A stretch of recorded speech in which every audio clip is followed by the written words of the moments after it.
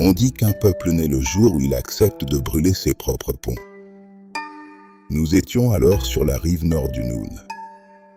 L'année 1450, ou peut-être avant, le temps des griots n'aime pas les chiffres.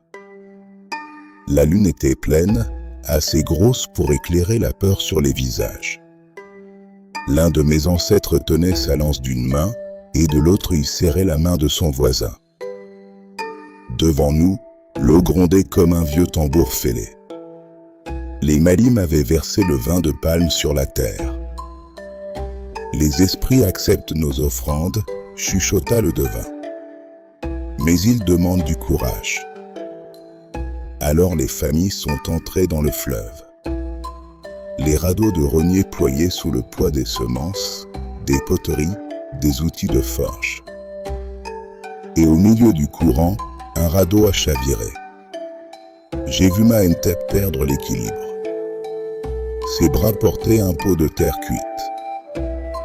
Le seul bien qu'elle avait refusé d'abandonner. À l'intérieur, il n'y avait pas de mille, pas d'eau. Il y avait les cendres de son père. L'eau l'a saisie par les hanches. Alors elle a tendu le pot à sa fille Ngon, d'un geste si rapide que la mort elle-même n'a pas eu le temps de s'interposer.